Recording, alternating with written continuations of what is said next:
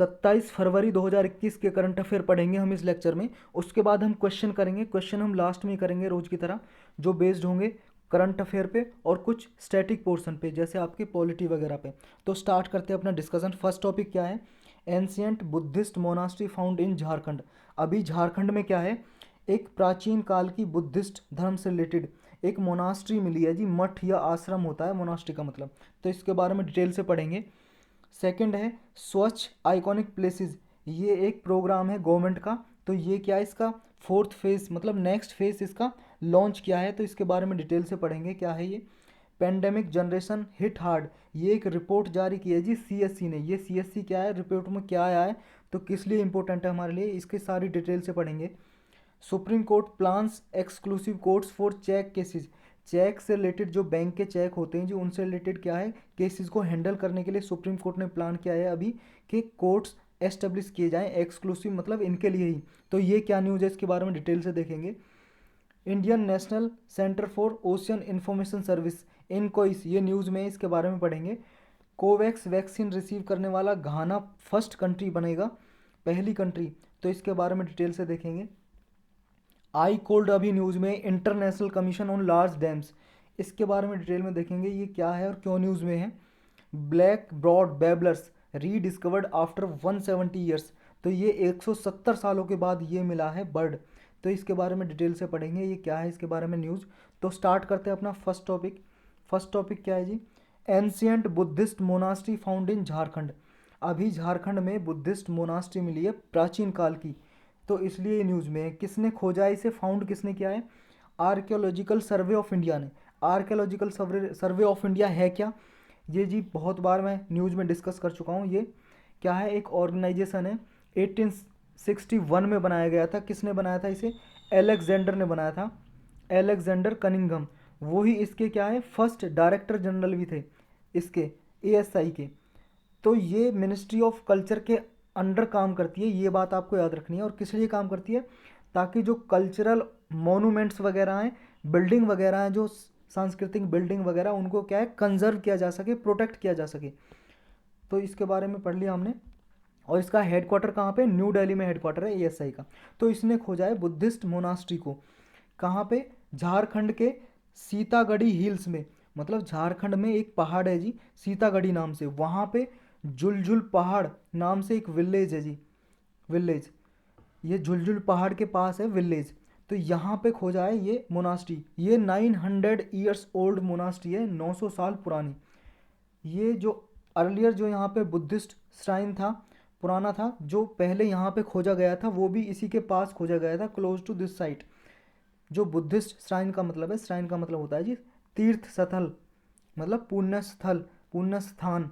तो बुद्धिस्ट जो श्राइन खोजा गया था पहले, वो भी यहीं पे बरीड था। बरीड का मतलब है जी दाबा हुआ था, मतलब जैसे दबा देते हैं ना किसी को मिट्टी के अंदर, तो यहीं पे दबा हुआ था।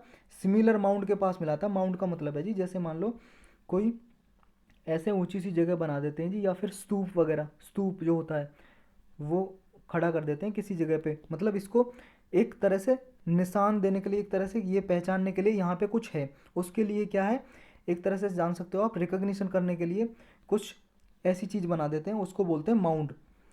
तो ये इसके बारे में थोड़ा डिटेल से जानते हैं। यहाँ पे क्या है, डेटी, ये डेटी तारा है जी, तारा। उनके 4 स्टैचू क्या है मिले हैं, किसमें? वरद मुद्रा में। ये वरद मुद्रा क्या है जी? वरद मुद्रा जी गेस्चर है हैंड के, शोइंग डिस्पेंसिंग ऑफ बूंस, मतलब क्या है, वरदान देने के लिए क्या है, एक जैसे वरदान देते हैं ना, जैसे हाथ जैसे खड़ा कर लिया जी, ये जैसे मान लो आप, आपने देखा होगा जब आशीर्वाद देते हैं तो कैसी हाथ की मुद्रा कैसी होती है, या जैसे हाथ कर लिया जी, ये आशीर्वाद दे रहे हैं जैसे। तो ऐसी क्या है, हैंड के कुछ गेस्चर मिले जी जो शो कर रहे हैं वरदान देने के लिए। तो वो कौन कौन से गेस्चर मिले ये देखेंगे हम। और जो ये तारा स्टैचू है जी, इस पे नगरी स्क्रिप्ट में कुछ लिखा हुआ है, नगरी स्क्रिप्ट। ये नगरी स्क्रिप्ट देवनागरी, ये जो देवनागरी स्क्रिप्ट है जी, उसी का प्रीवियस वर्जन है, पुराना वर्जन है। देवनागरी स्क्रिप्ट तो आप जानते हो ना, देवनागरी लिपि, मतलब जैसे कै खे ग गा, ये हिंदी के जो अल्फ़ाबेट हैं, ये देवनागरी स्क्रिप्ट है। तो इस स्क्रिप्ट का जो प्रीवियस वर्जन था वो था नागरी स्क्रिप्ट। तो ये इसमें तारा स्टैचूज इसमें इस स्क्रिप्ट में लिखा हुआ है जी, ये इस पे कुछ लिखा हुआ है ऐसा।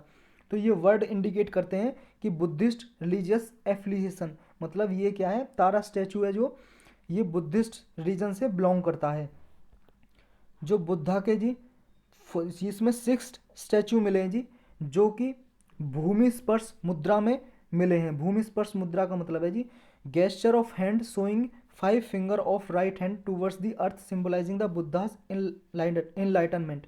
मतलब ये हैंड की, हाथ की एक पोजीशन होती है जी, 5 फिंगर जो होती हैं वो अर्थ की तरफ इशारा करती हैं, पृथ्वी की तरफ, जो ये सिंबलाइज करती हैं कि बुद्धा आफ्टर एनलाइटनमेंट, मतलब जब बुद्धा को ज्ञान मिल गया था उसके बाद ये गेस्चर शो करे थे बुद्धा जी ने। ये शो करते हैं कि ये गेस्चर शो करते हैं अर्थ की तरफ मूवमेंट। तो कौन कौन से गेस्चर हैं ये देखेंगे हम अभी। A sculpture which appears to be the Shaivite deity Maheshwari, एक स्कल्पचर और है जी यहाँ पे मिला है, जो डेटी जो देवी देवता का होती है जी, डेटी का मतलब जो महेश्वरी देवी है जी, ये भगवान शिव से बिलोंग करती हैं। तो ये क्या है यहाँ पे मिला है जी, महेश्वरी का सेवाइट डेटी महेश्वरी का जो स्कल्पचर मिला है। ये क्या है, with A coiled crown and चक्र, मतलब चक्र के साथ, जैसे आपने देखा होगा सिर के पीछे चक्र बना होता है ना, चक्र सा बना होता है, जैसे भगवान कृष्ण के पीछे चक्र बना होता है। तो ऐसे क्या है, ये चक्र और क्राउन के साथ मिला है, क्राउन का मतलब मुकुट के साथ मिला है। तो ये क्या है, कल्चरल एसिमिलेशन को इंडिकेट करता है। तो कौन कौन से गेस्चर है जी, ये एक बार देख लेते हैं यहाँ पे। ये गेस्चर है जी बुद्धिस्ट जो धर्म है जी उससे रिलेटेड है ये। यहाँ पे इसे बड़ा करके देखते हैं, जूम कर लेते हैं। ये देखो, ये भूमि स्पर्श मुद्रा है, ये ऐसा पोस्चर किया जाता है हाथ का। इसमें देखो हाथ का जो बैकवर्ड साइड है वो दिखाई जा रही है। इसका मतलब है teaching the earth as a Gautam did to invoke the earth as witness to the truth of the world, truth of his words. मतलब क्या है, जो गौतम बुद्ध की टीचिंग है वो शो कर रही है अर्थ को एज ए विटनेस, कि सच्चाई, वर्ड की सच्चाई बताने के लिए, शब्दों की सच्चाई बताने के लिए। और ये जी वरद मुद्रा, इसमें क्या है, हाथ की जो फ्रंट साइड है, हैंड का जो फ्रंट साइड है वो दिखाया जा रहा है, और सारी जो उंगलियां हैं 5 फिंगर वो अर्थ की तरफ हैं। और ये जी ध्यान मुद्रा, ध्यान मुद्रा दोनों हाथों को एक साथ, ये क्या है, जैसे आलती पालती मार के बैठ जाते हैं ना और पैरों के ऊपर हाथ रख लेते हैं, ये ध्यान मुद्रा। ये जी अभय मुद्रा, ये ऊपर जैसे आशीर्वाद देते हैं कुछ इस टाइप से जी, ये अभय मुद्रा। ये जी धर्म चक्र मुद्रा, ये जो अंगूठे से जो फर्स्ट फिंगर है उसको पकड़ा हुआ है, मतलब स्पर्श किया हुआ है दोनों हाथों की। ये जी वितार का मुद्रा, और ये आपकी एक उंगली तर्जनी तर्जनी मुद्रा, क्योंकि ये तर्जनी उंगली है, ये उंगली है ना जो इंडेक्स फिंगर है, तर्जनी उंगली, उसको क्या दिखाया गया है इसमें। और ये जी नमस्कार मुद्रा, मतलब नमस्कार किया जा रहा है इसमें, देख सकते हो आप। ये जी ज्ञान मुद्रा, ज्ञान मुद्रा जैसे क्या है, आप गायत्री मंत्र बोलते हो तो ऐसे उंगलियां कर लेते हो ना, ये ज्ञान मुद्रा है, ये ज्ञान बोला जाता है इसको, JNANA। और ये जी करण मुद्रा, इसमें दो जो बीच वाली उंगलियां दोनों उनको मोड़ लिया जाता है। और ये है जी छेपन मुद्रा, ये देख सकते हो आप। ये मुद्रा आप याद कर सकते हो बस इसलिए कि किस धर्म से रिलेटेड है ये उत्तरा बोधि मुद्रा, ये सारी बुद्धिस्ट धर्म से रिलेटेड है, ये आपको याद रखना बस इसमें। अब इसके सिग्निफिकेंस देखते हैं जी, जो मोनास्ट्री मिली है, जो फाउंड हुए, इसके सिग्निफिकेंस क्या है जी। ये इसमें मिला है कि यहाँ पे पहले ओल्ड रूट था, पुराना रास्ता था, जो मोनास्ट्री मिली है कहाँ के लिए, वाराणसी के लिए। और वाराणसी कहाँ पे, सारनाथ से 10 किलोमीटर दूर है। सारनाथ वही प्लेस है जहाँ पे Buddha gave his first sermon, जहाँ पे गौतम बुद्धा ने अपना पहला जो सरमन दिया था, अपना पहला जो क्या है प्रीच उपदेश दिया था जी, उपदेश, सबसे पहला उपदेश सारनाथ में दिया था एनलाइटनमेंट के बाद, मतलब जब ज्ञान प्राप्त हो गया था गौतम बुद्ध जी को। तो क्या है, जो डेटी तारा का जो स्टैचू मिला है यहाँ पे, वो क्या शो करता है, वो शो करता है कि वज्रायन फॉर्म को, जो बुद्धिज्म है जी उसकी कई सारी फॉर्म है ना, जैसे महायान, हिनायन, वज्रायन, तो वज्रायन भी एक फॉर्म है। तो जो डेटी तारा का जो स्टैचू मिला है वो वज्रायन फॉर्म को डिनोट करता है, वज्रायन फॉर्म। अब ये वज्रायन का मतलब है जी vehicle of the thunderbolt, thunderbolt आप जानते ही हो, उसका वाहन है एक तरह से वज्रायन। मतलब कि इसे तांत्रिक बुद्धिज्म भी बोलते हैं, तांत्रिक बुद्धिज्म। ये एक बुद्धिस्ट स्कूल है, स्कूल का मतलब है जी ब्रांच, यहाँ पे स्कूल का मतलब वो विद्यालय नहीं है जी, मतलब एक तरह से यही जान सकते हो कि लेसन देने के लिए मतलब एक ब्रांच है बुद्धिस्ट की, एक जैसे महायान है, हिनायन है, तो वज्रायन भी एक ब्रांच है बुद्धिस्ट स्कूल। ये डेवलप्ड कब हुआ था? इंडिया में 1900 सी में ये डेवलप हुआ था, मतलब विकास हुआ था इसका, वज्रायन का। It is grounded on esoteric elements, ये एक एसोटेरिक एलिमेंट पे बेस्ड है। एसोटेरिक का मतलब है जी मिस्टीरियस, मतलब रहस्यमयी, गूढ़ एलिमेंट्स, उन पे बेस्ड है ये। तो इस and a very complex set of ritual, मतलब जो ये रिचुअल्स का एक कॉम्प्लेक्स सेट है रिचुअल का। रिचुअल का मतलब है जी रीति रिवाज का एक बहुत ही कॉम्प्लेक्स सेट है, मतलब बहुत ही कॉम्प्लेक्स रूप से इसको क्या है परफॉर्म प्रैक्टिस किया जाता है, क्योंकि तंत्र मंत्र वगैरह इसमें प्रीच किए जाते हैं। Compared with the rest of Buddhist school, मतलब सारे जो जैसे बुद्धिस्ट स्कूल हैं उनके उनसे कंपेयर करें तो ये बहुत ही कॉम्प्लेक्स सेट है। तो ये आपको याद रखना है। इसमें इतना ही था। चलते हैं नेक्स्ट टॉपिक पे जी। नेक्स्ट है हमारा स्वच्छ आइकॉनिक प्लेसेस। ये क्या है स्वच्छ आइकॉनिक प्लेसेस? ये मिनिस्ट्री ऑफ जल शक्ति ने अभी अनाउंस किया है कि 12 सिटीज़ को इसमें इंक्लूड किया जाएगा। इसका 4th फेज चलाया गया है स्वस्थ टूरिस्ट डेस्टिनेशन के नाम से, स्वस्थ टूरिस्ट डेस्टिनेशन। तो 12 ऐसे प्लेस हैं, 12 साइट हैं जिनको इंक्लूड किया गया है 4th फेज में। ये कौन कौन से प्लेस हैं जी? ये है जी अजंता केव्स, महाराष्ट्र में है जी। सांची का स्तूप, ये मध्य प्रदेश में है। कुंभलगढ़ फोर्ट, ये किला जी कुंभलगढ़ का किला, ये राजस्थान में। जैसलमेर फोर्ट, ये राजस्थान में। रामदेवरा फोर्ट, ये भी जैसलमेर में राजस्थान में। एक है जी गोलकोंडा फोर्ट, ये हैदराबाद में, तेलंगाना में हैदराबाद। सन टेम्पल, कोणार्क का सन टेम्पल उड़ीसा में। रॉक गार्डन है जी चंडीगढ़ का रॉक गार्डन। और ये जी दाल लेक, ये श्रीनगर में है जी जम्मू कश्मीर में। बांके बिहारी टेम्पल, ये जी मथुरा में, उत्तर प्रदेश के मथुरा में। आगरा फोर्ट, ये आगरा में है जी उत्तर प्रदेश में। काली घाट टेम्पल, ये वेस्ट बंगाल में। तो ये 12 प्लेसेस हैं, 12 साइट है जिनको इंक्लूड किया है। ये आप इस पिक्चर में देख सकते हो सारे। अजंता केव्स ये है, ये सांची का स्तूप है, ये आपका कुंभलगढ़ फोर्ट है, ये जैसलमेर फोर्ट है, या रामदेवरा फोर्ट है, ये गोलकोंडा फोर्ट है, ये सन टेम्पल है जी उड़ीसा के कोणार्क का, ये रॉक गार्डन है चंडीगढ़ का, ये जी दाल लेक, ये झील है जी दाल झील जम्मू कश्मीर की, ये बांके बिहारी टेम्पल है मथुरा का यूपी में, ये आगरा फोर्ट है यूपी का ही, ये काली घाट टेम्पल है वेस्ट बंगाल का। ये सारे प्लेसेस सिलेक्ट किए हैं जी अभी मिनिस्ट्री ऑफ जल शक्ति ने। अब ये स्वच्छ आइकॉनिक प्लेसेस है क्या? ये जी एक इनिशिएटिव है, प्रोग्राम है, योजना है, ये लगा लो किसकी? Ministry of drinking water and sanitation ने स्वच्छ भारत मिशन के अंदर ये इसको लॉन्च किया था। किसका? मिनिस्ट्री ऑफ ड्रिंकिंग वाटर और सैनिटेशन ने। और इसमें क्या टारगेट था जी? इसका टारगेट था कि ऐसे आइकॉनिक प्लेसेस को आइडेंटिफाई करना है कि उनके आसपास स्वच्छता बनाई रखी जा सके, मतलब उनको क्लीनलीनेस मतलब मेंटेन की जा सके, ताकि जो टूरिस्ट या विजिटर यहाँ पे घूमने आए वो ये मैसेज लेके जा सके क्लीनलीनेस का, कि स्वच्छता का मैसेज अपने घर पे भी लागू कर सके। तो इन्हें एक तरह से क्लीन बनाना है, बिल्कुल स्वच्छ प्लेस बनाना है इसका टारगेट। इसे इम्प्लीमेंट कौन करेगा इस प्रोजेक्ट को? देखो जी लॉन्च तो किया था ministry of drinking water and sanitation ने, और इसे लागू कौन करेगा, इम्प्लीमेंटेशन कौन करेगा? वो करेंगी 3 मिनिस्ट्रीज हैं। कौन कौन सी? Urban development ministry, cultural ministry और टूरिज्म मिनिस्ट्री। तो ये इसको इम्प्लीमेंट करेंगी किसके साथ मिलके जी? All level in the concern states and more importantly public sector and private companies are partner. मतलब पब्लिक गवर्नमेंट कंपनी है जी पब्लिक सेक्टर कंपनी के साथ और प्राइवेट कंपनीज के साथ मिलके इसे इम्प्लीमेंट किया जाएगा। ये इनिशिएटिव जो है स्वस्थ आइकॉनिक प्लेसेस इनिशिएटिव, उसके अंदर ही लिया गया है कि 12 प्लेसेस को सिलेक्ट किया गया है। इसके अंदर क्या है, बहुत सारे स्टेप लिए जाएंगे, जैसे क्या है, सीवेज इंफ्रास्ट्रक्चर को डेवलपमेंट किया जाएगा। सीवेज इंफ्रास्ट्रक्चर का मतलब है जी नालियाँ बनाई जाएंगी ताकि पानी जो वेस्ट वाटर है वो सही से डिस्पोज हो सके। सीवेज ट्रीटमेंट प्लांट लगाए जाएंगे ताकि वेस्ट वाटर वगैरह उसको ट्रीटमेंट किया जा सके, दोबारा रीयूज किया जा सके। ड्रेनेज फैसिलिटी होंगी जी, इम्प्रूव्ड सैनिटेशन फैसिलिटी होंगी, मतलब कि वॉशरूम वगैरह की फैसिलिटी, टॉयलेट वगैरह की फैसिलिटी होंगी। वाटर वेंडिंग मशीन होंगी। वाटर वेंडिंग का मशीन का मतलब है जी जैसी मशीन आपने देखे होंगे ना, पैसे डाल के पानी ले सकते हो आप। Solid and liquid waste management system होगा जी। स्ट्रक्चर रिस्टोरेशन होगा, लाइटिंग अरेंजमेंट होगा जी।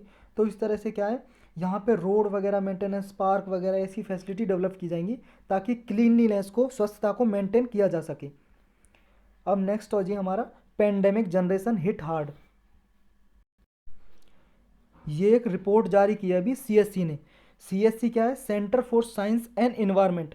इसने रिपोर्ट जारी की है, स्टेट ऑफ एनवायरनमेंट रिपोर्ट 2021, 2020 की रिपोर्ट का नाम ये स्टेट ऑफ एनवायरनमेंट रिपोर्ट, और जारी किसने की है, centre for science and environment, इसने जारी की है रिपोर्ट। किससे रिलेटेड, इसमें बताया कोविड-19 का इफेक्ट क्या है जी अभी इन्वायरमेंट वगैरह पे।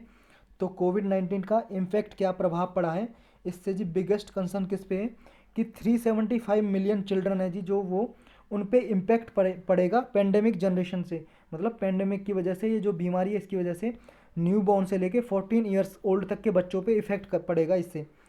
अब इसके क्या जी, इससे क्या है, चिल्ड्रन में अंडरवेट की बीमारी हो सकती है, मतलब वजन, अंडरवेट का मतलब उम्र के हिसाब से वजन कम होना, स्टंटिंग और इंक्रीज चाइल्ड मोर्टेलिटी, बच्चों की मृत्यु दर बढ़ सकती है इसकी वजह से। और एजुकेशन पे तो अफेक्ट पड़ेगा ही जी। पूरे वर्ल्ड वाइड क्या है जी, 500 मिलियन चिल्ड्रन है वो आउट ऑफ स्कूल हो सकते हैं, मतलब स्कूल से बाहर हो सकते हैं कि दोबारा वो स्कूल ही अटेंड ना करें, तो ये इफेक्ट पड़ सकता है कोविड-19 का। 150, ये 115 मिलियन पीपल हैं जो वो क्या है, वो एक्सट्रीम पॉवर्टी में चले जाएंगे, मतलब गरीबी रेखा से नीचे चले जाएंगे पेंडेमिक की वजह से। और इंडिया की जो रैंक है जी सस्टेनेबल डेवलपमेंट में 192 नेशन में 117वीं रैंक है जी, 117 रैंक। तो ये साउथ एशियन में जी पूरे सब नेशन से पीछे है सिवाय पाकिस्तान के। अगर पाकिस्तान को छोड़ दें तो सबसे लो रैंक है जी इंडिया की साउथ एशियन नेशन में। साउथ एशियन नेशन जानते हो ना, एशिया जो कॉन्टिनेंट है उसके लगभग 8 नेशन है जो साउथ एशियन नेशन बोला जाता है, राष्ट्र बोला जाता है जिनको। अब इस रिपोर्ट के अनुसार जो स्टेट ऑफ एनवायरनमेंट है, मतलब एनवायरनमेंट की क्या पोजीशन है वो बताई गई है कि इंडिया में क्या है, एयर वाटर लैंड ये क्या है पॉल्यूटेड बन जाएंगे, मोर पॉल्यूटेड। 2009 से लेकर 2018 तक की रिपोर्ट देखें जी, वायु, पानी और लैंड, भूमि ज़्यादा पॉल्यूटेड हुए हैं, वो मतलब उनका जो प्रदूषण बहुत ज़्यादा हुआ है उनमें। और इससे क्या है लगभग 35 जो 80 मतलब 88 मेजर इंडस्ट्रियल क्लस्टर हैं, मतलब जहाँ पे इंडस्ट्रीज़ वगैरह हैं जी, कंपनी वगैरह, फैक्ट्री वगैरह हैं, ऐसे 18 मतलब 88 मतलब 88 प्लेसेस हैं, ऐसे 88 प्लेसेस हैं जिन पे क्या है पॉल्यूशन बहुत ज़्यादा देखने को मिला है। उनमें से 35 हैं जिनमें से इन्वायरमेंटल ग्रेडेशन देखने को ज़्यादा मिला है, मतलब पर्यावरण का पतन होना। 33 का मतलब एयर की क्वालिटी वहाँ पे बहुत लो है। और 45 में पॉल्यूटेड वाटर बहुत ज़्यादा देखने को मिला है। तो इस तरह से क्या है पॉल्यूशन का लेवल बढ़ा है। और इनमें से सबसे ज़्यादा महाराष्ट्र के तारापुर एक जगह है जी, वहाँ पे पॉल्यूटेड क्लस्टर बहुत ज़्यादा इमर्ज हुए हैं, मतलब यहाँ पे बहुत ज़्यादा पॉल्यूशन हुआ है जी। तारापुर में इंडस्ट्रियल एरिया की बात हो रही है जी, जहाँ पे इंडस्ट्रीज है। तो तारापुर एक महाराष्ट्र में जगह है जी जहाँ पे पॉल्यूटेड क्लस्टर ज़्यादा देखने को मिले हैं। तो क्या है, ये क्लियरली इंडिकेट करता है कि lack of action over the years to control and reduce pollution, मतलब मतलब इन सालों में क्या है अच्छी तरह से पूरे ढंग से पॉल्यूशन को रिड्यूस करने के लिए, कंट्रोल करने के लिए कोई मेजर्स ऐसे लिए नहीं गए हैं ताकि पॉल्यूशन को रिड्यूस किया जा सके। अब और स्टेट्स की परफॉर्मेंस क्या जी हमारे कंट्री में, देखो जी इंडिया में सस्टेनेबल डेवलपमेंट गोल की जो परफॉर्मेंस है इसमें बेस्ट परफॉर्मिंग स्टेट्स हैं, सबसे ज़्यादा अच्छी रैंक है जी केरल की, उसके बाद है जी हिमाचल प्रदेश, फिर ये आंध्र प्रदेश, तमिलनाडु, तेलंगाना। अगर बॉटम से देखें हम वोस्ट परफॉर्मर स्टेट्स, मतलब सबसे जो खराब रैंक है वो सबसे निचले पायदान पे है जी बिहार, फिर झारखंड, अरुणाचल प्रदेश, मेघालय, उत्तर प्रदेश। तो ये आप याद रख सकते हो। चलते हैं नेक्स्ट पे, इतना ही था जी इसमें। नेक्स्ट है जी supreme court plans exclusive courts for cheque cases. Cheque cases का मतलब है जी जैसे मान लो आपने किसी को चेक दिया और आपके अकाउंट में मान लो 1 लाख रुपए का चेक दिया और आपके अकाउंट में 50,000 रुपये ही हैं। आपने 1 लाख रुपए का कैश चेक दिया किसी बी पर्सन को, और आप हो ए पर्सन, ए ने बी को 1 लाख रुपए का चेक दिया, लेकिन ए के अकाउंट में बैंक में सिर्फ 50,000 रुपीज़ हैं, 50,000 रुपीज़। तो क्या है वो चेक बाउंस हो जाएगा। तो ऐसे जो केसेस होते हैं चेक से रिलेटेड, उनके लिए सुप्रीम कोर्ट ने कहा है कि अलग से एक्सक्लूसिव कोर्ट बनाए जाएं उन्हीं के लिए। क्यों, क्योंकि जी बहुत सारे केस क्या है पेंडिंग पड़े हैं, कम से कम 35 lakh cheque cases bounce cases, मतलब चेक बाउंस केसेस क्या है सिर्फ पेंडिंग पड़े हैं कंट्री में वेरियस कोर्ट में। मतलब अगर सारे कोर्ट में देखें केसेस सिर्फ 35 लाख केसेस तो सिर्फ चेक बाउंस के केसेस हैं जो कोर्ट में दर्ज हैं, जो पड़े हुए हैं। तो इसलिए क्या है ये this issue of prolong litigation regarding dishonoured cheque came to the court notice when it was hearing a case dating back 2005। तो ये चेक बाउंस के जो केस हैं कोर्ट के पास आया था, सुप्रीम कोर्ट के पास 2005 में, जब ये क्या है एक केस सुन रही थी डिसऑनर्ड चेक से रिलेटेड। तो अब सुप्रीम कोर्ट ने क्या है प्लान कर रही है कि वो ऐसे एक्सक्लूसिव कोर्ट बनाई जाए। तो बस ये क्या है, आप मेंस के आंसर में लिखने के लिए कोट कर सकते हो इसको, कि मान लो सॉल्यूशन क्या देख सकते हो कि केसेस को कम करने के लिए कि इनके लिए अलग से स्पेशल कोड बनाए जाएं चेक बाउंस के लिए। चलते हैं नेक्स्ट पे जी। नेक्स्ट है जी इनकोइस। इनकोइस क्या है, Indian national centre for ocean information service. ये क्या है जी, अभी न्यूज में है, ये मिनिस्ट्री ऑफ अर्थ साइंस है, उसके अंडर ऑटोनोमस ऑर्गेनाइजेशन है, जिसका जो हेडक्वार्टर कहाँ पे है जी, प्रगति नगर में है, जो हैदराबाद में है। इसको 1998 में बनाया गया इस ऑर्गेनाइजेशन को, इनकोइस को। ये क्या करती है, ये ओशियन इन्फॉर्मेशन के बारे में, मतलब ओशियन की इन्फॉर्मेशन देती है, समुद्र से रिलेटेड जानकारी, और सर्विस प्रोवाइड करती है सोसाइटी को, इंडस्ट्री को, गवर्नमेंट को, एजेंसीज को, मतलब साइंटिफिक कम्युनिटी को एडवाइजरी देती है जी, एडवाइस देती है, ओशियन से रिलेटेड इन्फॉर्मेशन देती है, ताकि ये डेवलपमेंट में क्या है इनका हेल्प किया जा सके। अब ये न्यूज़ में क्यों है, वाई इन न्यूज़, ये न्यूज़ में इसलिए जी, जो इनकोइस ऑर्गेनाइजेशन है ये प्लानिंग कर रही है किसके साथ मिलके, एक नेशनल रिमोट सेंसिंग सेंटर है, तो इसके साथ मिलके इनकोइस प्लानिंग कर रही है कि अंडमान निकोबार और लक्षद्वीप आइलैंड है जो, उनकी एरियल मैपिंग की जाए। एरियल मैपिंग का मतलब है जी हवा में रह के मैपिंग, और हवा में कैसे रहेंगे, हेलीकॉप्टर वगैरह से रहेंगे ना, हेलीकॉप्टर से रह के कि इनकी मैपिंग करी जाए, ताकि जो ओशियन फ्लोर है यहाँ पे, ओशियन फ्लोर समुद्र की जो फ्लोर है जी, उसका क्या है जानकारी इकट्ठी की जा सके। और जो ऐसी स्टडी करते हैं ना, अध्ययन, एरियल मैपिंग वगैरह, ओशियन फ्लोर की स्टडी करते हैं, उसको बोलते हैं बैथीमेट्रिक स्टडी। तो ये वर्ड आपको याद रखना, बैथीमेट्रिक स्टडी किससे रिलेटेड है। चलते हैं नेक्स्ट पे जी। नेक्स्ट है घाना, एक स्टेट है जी, मतलब कहाँ पे ये कंट्री, ये अफ्रीका कॉन्टिनेंट है, उसकी में एक कंट्री है जी घाना। ये फर्स्ट कंट्री बनने जा रही है टू रिसीव कोवैक्स वैक्सीन। ये कोवैक्स वैक्सीन प्राप्त करेगी जी। कोवैक्स एक इनिशिएटिव है, एक प्रोग्राम है जी, जिसके अंतर्गत क्या है, जो पुअर कंट्रीज हैं उनको क्या है वैक्सीन प्रोवाइड की जाएंगी, वैक्सीन, कोरोना की वैक्सीन। ये जो वैक्सीन दी जा रही है कम से कम 6 लाख डोजेज दी जाएंगी जी। इस वैक्सीन का नाम है एस्ट्राजेनेका ऑक्सफोर्ड वैक्सीन। ये एस्ट्राजेनेका ऑक्सफोर्ड ये कंपनीज है जी, इन्हीं के नाम पे रखा गया है, रिसर्च सेंटर है इस वैक्सीन का नाम। तो ये घाना स्टेट को दी जाएंगी, घाना जो कंट्री है उसको।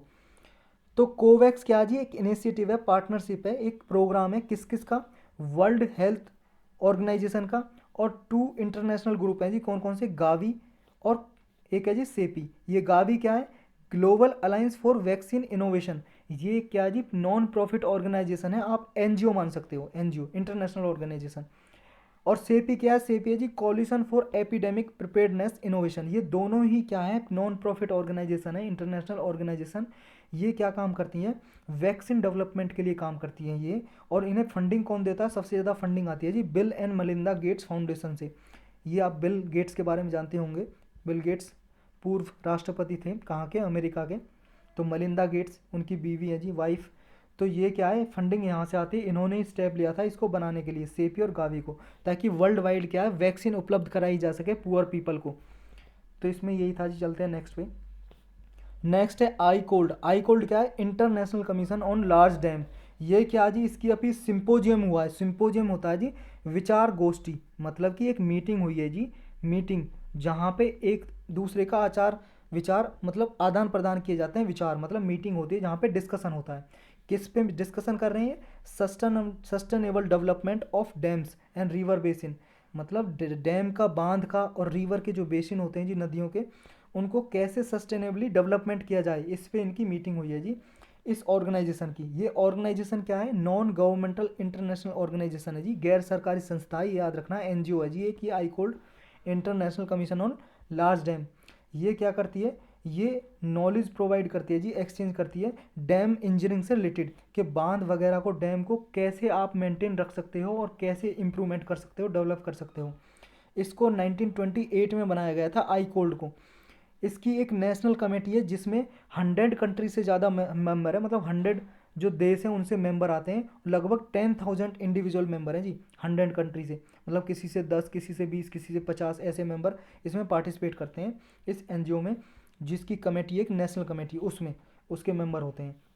जो मेंबर होते हैं मेनली इंजीनियर्स होते हैं, जियोलॉजिस्ट होते हैं, साइंटिस्ट होते हैं, जो क्या है गवर्नमेंट और प्राइवेट ऑर्गेनाइजेशन होते हैं उनसे होते हैं, या फिर किसी यूनिवर्सिटी से, लेबोरेटरी से, या कंस्ट्रक्शन जो कंपनीज होती हैं उनसे इसके मेंबर होते हैं, जो रिसर्च करते रहते हैं डेवलपमेंट के लिए। डैम का जो डेवलपमेंट है कैसे किया जाए, बांध को इम्प्रूवमेंट कैसे किया जाए और सस्टेनेबली डेवलप कैसे किया जाए उनको। तो क्या है जो आई कोल्ड है, leads the profession in setting the standard and guidelines, मतलब ये स्टैंडर्ड और गाइडलाइंस प्रोवाइड करती है ताकि डैम्स वगैरह को कैसे आप कि उनका डेवलपमेंट कैसे इंश्योर कर सकते हो और सेफली कैसे उन्हें ऑपरेट कर सकते हो, कैसे बना सकते हो, एफिशिएंटली इकोनॉमिकली कैसे उन्हें मैनेज कर सकते हो। तो इसके बारे में ये देती है। इसका हेडक्वार्टर कहाँ है इकोल्ड का, फ्रांस में है जी, पेरिस में। फ्रांस में एक जगह है जी पेरिस, वहाँ पे। तो चलते हैं जी नेक्स्ट पे। नेक्स्ट है जी ब्लैक ब्रॉड बैबलर। ये क्या जी, एक स्पीसीज है जी, बर्ड है, ये पक्षी है जो रीडिस्कवर्ड किया है आफ्टर 170 ईयर्स। 170 सालों बाद ये मिला है जी, खोजा गया है। 170 साल तक इसे माना जा रहा था ये एक्सटिंक्ट हो गया, मतलब लुप्त हो गया, इस दुनिया में नहीं है अब इसकी प्रजाति, एक भी पक्षी नहीं है इस नाम का, ब्लैक ब्रॉड बैबलर नाम का। तो ये कहाँ पे मिला है, इंडोनेशिया में एक बोर्नियो जगह है जी, बोर्नियो एक आइलैंड है, वहाँ के रेन फॉरेस्ट में मिला है जी, जंगलों में मिला है। ये देख सकते हो आप, इसका इमेज देख सकते हो जी, ये जी बॉबलर, ब्लैक ब्रॉड बॉबलर। ये क्या है, ऐसा माना जाता था अर्लियर कि ये एक्सटिंक्ट हो चुका है, लुप्त हो चुका है। तो this bird is often called biggest Enigma in Indonesia ornithology. इसे सबसे बड़ा इनिग्मा माना जाता है जी इंडोनेशिया में। तो यही था जी इसके बारे में। और आज के हमारे जो करंट अफेयर के टॉपिक हैं वो भी समाप्त हुए, ख़त्म हुए। अब करेंगे जी क्वेश्चन। फर्स्ट क्वेश्चन है जी, which of the following is are associated with recently launch national urban digital mission. ये नेशनल अर्बन डिजिटल मिशन के बारे में पूरा डिटेल से पढ़ा था जी हमने, कब, लास्ट डे में, पिछले दिन हमने पढ़ा था जी, यानी कि 26 फरवरी को। तो आपको इसके बारे में बताना जी, स्टेटमेंट दी हुई है किसने लॉन्च किया है इसको, ministry of housing and urban affairs ने, ministry of electronics and information ने, नीति आयोग ने, या फिर दोनों ने, ए बी दोनों ने। जी हाँ, बिल्कुल सही जवाब डी आंसर है जी इसका, दोनों ने लॉन्च किया, ministry of housing and urban affairs ने और electronics and information technology ministry ने। नेक्स्ट है जी, कंसिडर द फॉलोइंग स्टेटमेंट्स। कुछ स्टेटमेंट दी हुई हैं, आपको करेक्ट स्टेटमेंट बतानी है। हाइड्रोजन से रिलेटेड दी हुई है जी, hydrogen exist only combined with other element and has to be extracted from naturally occurring compounds like water. मतलब हाइड्रोजन क्या है जी, केवल और केवल कंबाइंड फॉर्म में ये मिलता है। कंबाइंड फॉर्म का मतलब किसी के साथ कंबाइंड रहता है ये H2। और क्या है, इसे एक्सट्रैक्ट किया जा सकता है नेचुरली कंपाउंड से, जैसे वाटर से इसे एक्सट्रैक्ट किया जा सकता है क्या, पानी से, मतलब एक्सट्रैक्ट करने का मतलब निकाला, अलग किया जा सकता है क्या वाटर से हाइड्रोजन को। सेकेंड स्टेटमेंट बोल रही है hydrogen fuel must be transformed into electricity by a fuel cell before it can be use to power a car और ट्रक। हाइड्रोजन फ्यूल है क्या है, उसे इलेक्ट्रिसिटी में ट्रांसफॉर्म करना पड़ता है फ्यूल सेल टेक्नोलॉजी से, जब इसे किसी कार या ट्रक को चलाने के लिए यूज किया जाता है। तो आपको स्टेटमेंट बतानी है जी करेक्ट, कौन सी स्टेटमेंट करेक्ट है। आपके ऑप्शन दिए गए हैं 1 2 दोनों करेक्ट या दोनों गलत। देखो जी दोनों सही है, सी आंसर करेक्ट हो जाएगा बिल्कुल। हाइड्रोजन क्या है जी, ये कंबाइंड फॉर्म में मिल जाता है जी, ये रेयरली फाउंड होता है सिंगल उसमें, मतलब अलोन सिंगल बहुत रेयरली फाउंड होता है। हमने ये स्टेटमेंट पढ़ी हुई थी जी बहुत दुर्लभ रूप से, मतलब कि ये कंबाइंड फॉर्म में ही मिलता है जी किसी के साथ, जैसे CH मतलब H2 हो गया जी, इसमें क्या है हाइड्रोजन है, या फिर किसी और मॉलिक्यूल के साथ रह गया, तो इस तरह से इसे वाटर वगैरह से एक्सट्रैक्ट किया जाता है, अलग किया जाता है, ये भी बिल्कुल करेक्ट है। और ये क्या है, इसे इलेक्ट्रिसिटी में ट्रांसफॉर्म किया जाता है यूज़ करने से पहले हाइड्रोजन फ्यूल को। चलते हैं जी नेक्स्ट पे। नेक्स्ट भी हमने पूरा डिटेल से किया था जी, इस पर एक लेक्चर जी जो 5-7 मिनट का है जी, पगड़ी संभाल जट्टा मूवमेंट। ये बताना है ड्यूरिंग ब्रिटिश पीरियड ये किससे रिलेटेड था, किससे संबंधित था। सोशियो रिलीजियस रिफॉर्म मूवमेंट, जो सामाजिक और धार्मिक रिफॉर्म सुधार जो आंदोलन हुए थे उनसे रिलेटेड था क्या ये, या फिर farmers agitation against British law, जो ब्रिटिश ने कुछ कानून बनाए थे फार्मर की मतलब एजिटेशन से रिलेटेड है जी। Restriction on sale of forest produced by the British, मतलब ब्रिटिश गवर्नमेंट ने क्या है फॉरेस्ट प्रोड्यूस सेल करने से, मतलब जो जंगलों में क्या है जो वस्तुएं मिलती हैं या कोई चीज़ मिलती है उसको सेल करने से रेस्ट्रिक्शन लगाती थी इंडियंस पे, उससे रिलेटेड है क्या ये। या फिर नन ऑफ दी अबव, कोई सा नहीं है। जी हाँ बिल्कुल करेक्ट, बी आंसर करेक्ट है, हमने पढ़ा था अभी फार्मर मूवमेंट चल रहा है उससे रिलेटेड है ये। तो इसकी अभी क्या है एनिवर्सरी मनाई गई थी इसलिए न्यूज़ में था। नेक्स्ट है जी कंसीडर द फॉलोइंग स्टेटमेंट, कुछ स्टेटमेंट दी हुई है जी, आपको करेक्ट स्टेटमेंट बतानी है जी कौन सी है। आपके ऑप्शन ये हैं जी, उससे पहले स्टेटमेंट पढ़ेंगे। एडम्स ब्रिज सेपरेट पाक बे फ्रॉम गल्फ ऑफ मन्नार, जो एडम्स ब्रिज है जी वो पाक बे, पाक जो खाड़ी है और गल्फ ऑफ मन्नार इसको अलग करता है क्या, सेपरेट करता है क्या। The island of Rameswaram is link to the Indian mainland by the Pamban bridge, जो क्या है जी, जो रामेश्वर क्या है आइलैंड है रामेश्वरम, ये क्या है इंडियन mainland से जुड़ा हुआ है पंबन ब्रिज के द्वारा।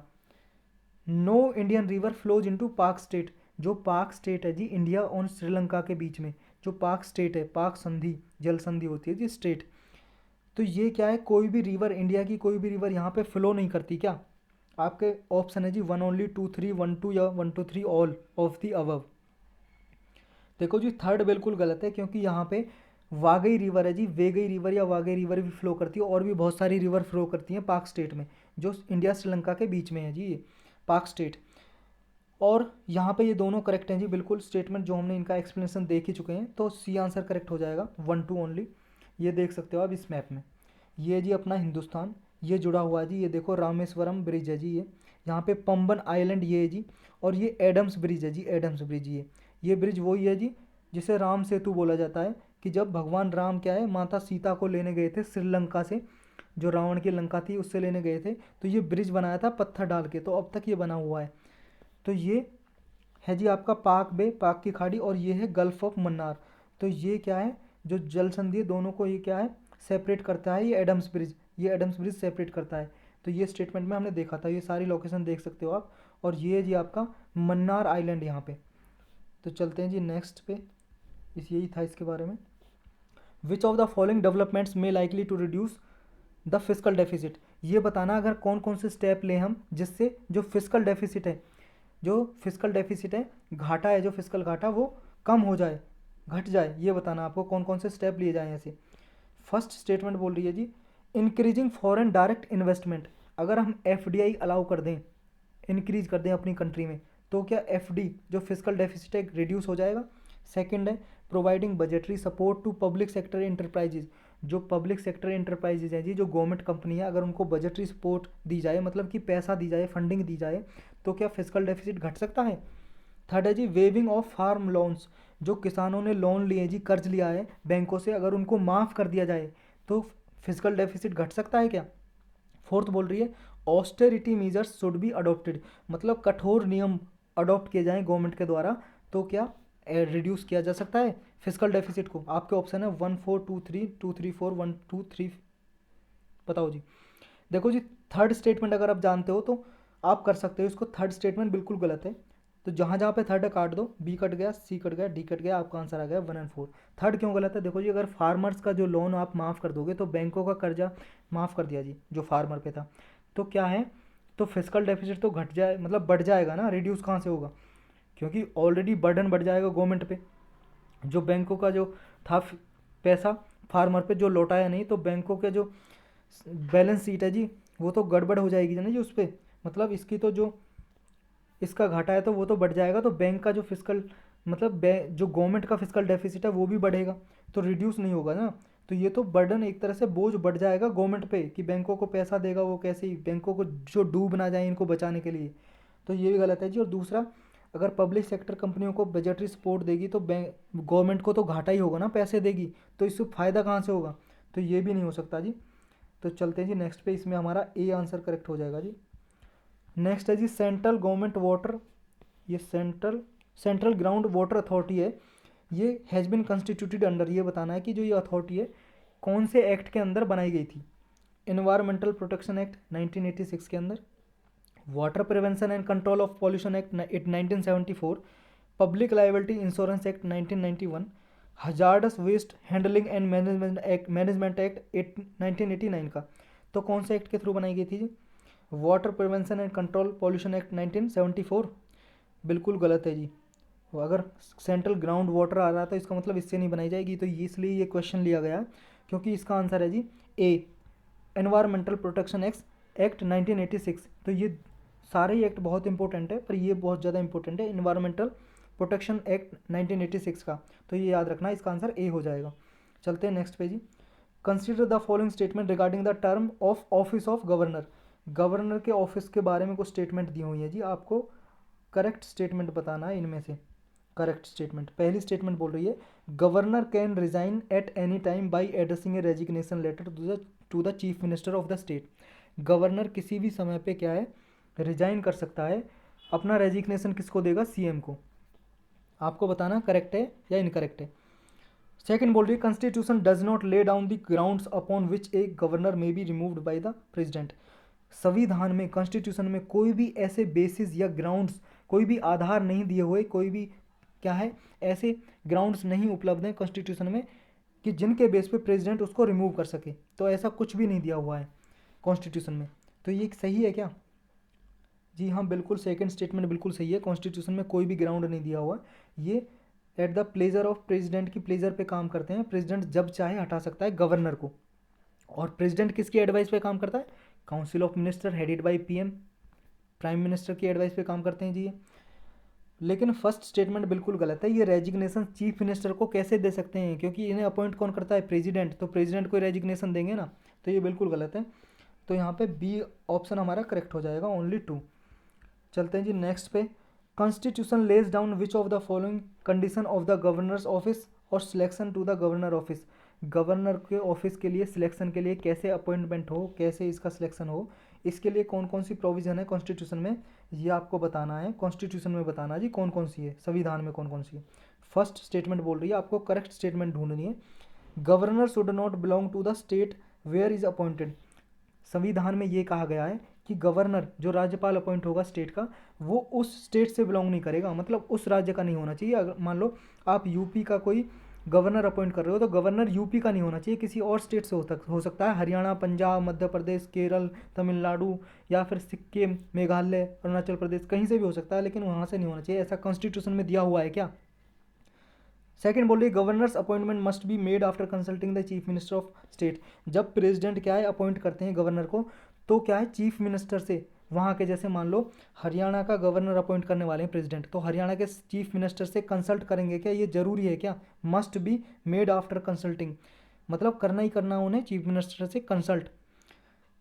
थर्ड बोल रही है serving governor can not be a member of either house of parliament और house of the state legislature.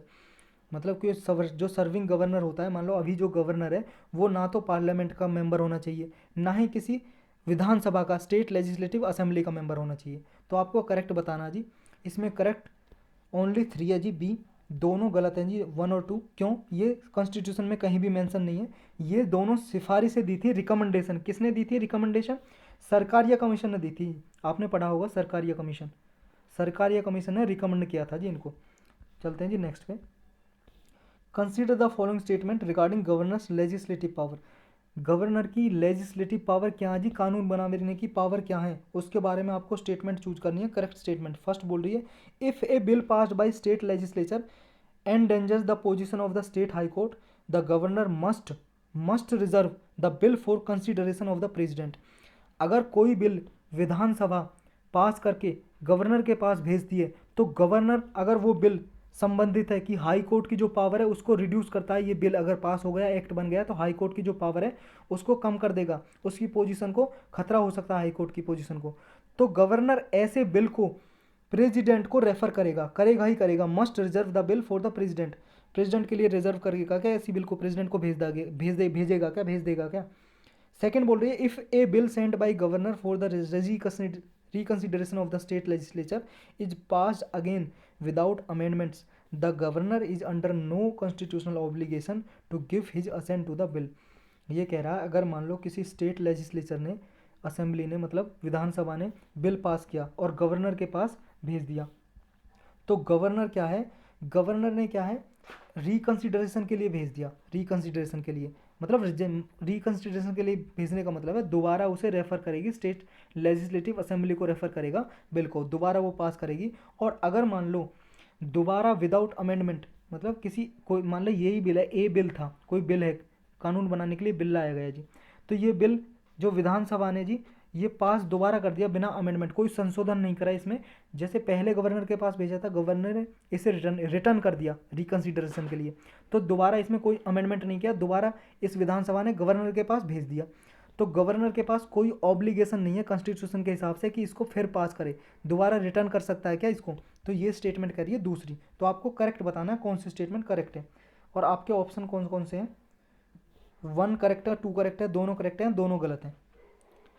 देखो जी, फर्स्ट स्टेटमेंट तो बिल्कुल सही है। अगर ऐसा बिल कोई हाई कोर्ट की जो पोजीशन है उसको एंडेंजर करता है, खतरा पहुंचाता है, तो वो प्रेसिडेंट को रेफर करेगा गवर्नर स्टेट के बिल को। तो फर्स्ट सही है, लेकिन सेकंड गलत है। क्योंकि अगर स्टेट लेजिस्लेटिव असेंबली विधानसभा अगर दोबारा वो उसे पास करके भेज देती है गवर्नर को, तो कॉन्स्टिट्यूशन के हिसाब से उसे अपनी असेंट देनी ही पड़ेगी, सहमति अपना साइन करना ही पड़ेगा उस बिल पे। तो ये गलत हो जाता है। इसमें कहा है नो कॉन्स्टिट्यूशनल ऑब्लिगेशन, मतलब कॉन्स्टिट्यूशन में कोई ऐसा ऑब्लिगेशन नहीं है उसके हिसाब से, उसके मतलब गवर्नर उसे साइन करेगा, बिल्कुल नहीं जी, साइन करेगा ही करेगा अगर दोबारा विधानसभा ने भेज दिया बिल गवर्नर के पास। तो ए करेक्ट आंसर हो जाएगा, ए ओनली। चलते हैं नेक्स्ट पे जी। Consider the following statement regarding governor के रिगार्डिंग कुछ स्टेटमेंट दी हुई है जी, आपको इनकरेक्ट स्टेटमेंट बतानी है, गलत स्टेटमेंट बतानी है इसमें। पहली बोल रही है governor is indirectly elected by A specially constituted elected electoral college same like president. जैसे प्रेसिडेंट को अपॉइंट किया जाता है ना इनडायरेक्टली, तो ऐसे ही क्या गवर्नर को अपॉइंट किया जाता है क्या, इलेक्ट किया जाता है क्या, मतलब इसका इलेक्शन होता है कि गवर्नर का। सेकंड बोल रही है office of governor of state is considered as an employment under the central government. जो गवर्नर का ऑफिस है वो सेंट्रल गवर्नमेंट के अंडर क्या है, एक रोजगार है जी, एम्प्लॉयमेंट है, समझा जाता है क्या सेंट्रल गवर्नमेंट के अंडर। कौन सी इनकरेक्ट है जी, दोनों इनकरेक्ट है जी, सी आंसर करेक्ट हो जाएगा। क्योंकि गवर्नर के ऑफिस को ना तो सेंट्रल गवर्नमेंट और ना ही स्टेट गवर्नमेंट के नीचे कोई एम्प्लॉयमेंट समझा जाता है, ये इंडिपेंडेंट कॉन्स्टिट्यूशनल ऑफिस है जी, ये सुप्रीम कोर्ट ने अपने जजमेंट में कहा था। तो बिल्कुल गलत हो जाएगा। सेकंड जो तो गलत होगी जी, फर्स्ट स्टेटमेंट भी बिल्कुल गलत है। आपको पता होगा गवर्नर का कोई इलेक्शन नहीं होता प्रेसिडेंट की तरह, इन्हें प्रेसिडेंट ही अपॉइंट करते हैं, किसकी एडवाइस पे, council of minister headed by PM prime minister, यही एडवाइस देंगे जी। नेक्स्ट है जी हमारा consider the following statement regarding the president address in parliament. जो प्रेसिडेंट पार्लियामेंट संसद को एड्रेस करते हैं जी, संशोधन मतलब संबोधित करते हैं, अपना भाषण देते हैं, स्पीच, उसके बारे में आपको स्टेटमेंट बतानी है, करेक्ट कौन सी है। फर्स्ट स्टेटमेंट बोल रही है in India the practice of president addressing parliament can be traced back to the government of India act 1919। जो इंडिया में पार्लियामेंट को प्रेसिडेंट एड्रेस करते हैं, ये practice government of India act 1919 से चली आ रही है। तब भी उस टाइम पे जो गवर्नर जनरल होते थे वो एड्रेस करते थे जब पार्लियामेंट थी, मतलब पार्लियामेंट क्या थी, उनकी लेजिस्लेटिव असेंबली थी जी गवर्नर जनरल की। तो क्या उस टाइम पे भी ऐसे एड्रेस किया जाता था। सेकंड बोल रही है in the past there are instances where the president speech is delivered by the vice president discharging the function of president. मतलब पास्ट में ऐसे एग्जाम्पल भी देखने को मिले जी कि प्रेसिडेंट अपने ऑफिस में नहीं है किसी कारण से, और उनकी जगह पे वाइस प्रेसिडेंट ने प्रेसिडेंट का फंक्शन डिस्चार्ज किया, मतलब एज ए प्रेसिडेंट काम किया और पार्लियामेंट को संबोधित किया, भाषण दिया। तो ऐसे क्या पास्ट में एग्जाम्पल है कोई, आपको करेक्ट स्टेटमेंट बताना है। थर्ड है जी president address is the only occasion in the year when the entire parliament come together. पूरे साल में केवल ये ही ओकेजन है ऐसा जब पार्लियामेंट के दोनों सदन लोकसभा और राज्यसभा क्या है कंबाइंड टुगेदर बैठते हैं और जिन्हें प्रेसिडेंट एड्रेस करते हैं। तो ये प्रेसिडेंट के एड्रेस में ही पार्लियामेंट को बुलाया जाता है। तो ये जनरली यही है क्या ऐसे ऑप्शन। तो आपको करेक्ट बताना जी कौन से करेक्ट हैं। आपके ऑप्शन है जी 1 2 1 3 2 3 या all of the above. D option है जी ऑल ऑफ दी अबव, ये जी 1 2 3। जी हाँ बिल्कुल 1 2 3 सही है जी, डी आंसर करेक्ट है जी, क्योंकि पहला भी करेक्ट है जी। 1919 का एक्ट था जो गवर्नमेंट ऑफ इंडिया एक्ट, उससे ही क्या है ऐसे एड्रेस किया जाता था जो गवर्नर जनरल करता था अपनी लेजिस्लेटिव असेंबली को, जैसे प्रेसिडेंट आज पार्लियामेंट को करते हैं। और सेकंड भी सही है जी, पास्ट में वाइस प्रेसिडेंट ने एड्रेस किया जी बिल्कुल प्रेसिडेंट का फंक्शन डिस्चार्ज करते हुए। और थर्ड भी बिल्कुल सही है कि सिर्फ पूरे साल में केवल प्रेसिडेंट एड्रेस ही ऐसा ओकेजन है जब पार्लियामेंट एक साथ बैठता है। वो बात अलग है जी जब जॉइंट सिटिंग हो, जब कोई बिल ऑर्डिनरी बिल के क्या है रिगार्डिंग कन्फ्लिक्ट हो जाए लोकसभा और राज्यसभा में, वो तो क्या है इंसिडेंस है कोई। लेकिन जनरली तो क्या है प्रेसिडेंट का एड्रेस होता है तभी पार्लियामेंट क्या है साथ बैठती है, टुगेदर बैठती है लोकसभा और राज्यसभा। तो आज के लेक्चर में इतना ही था जी।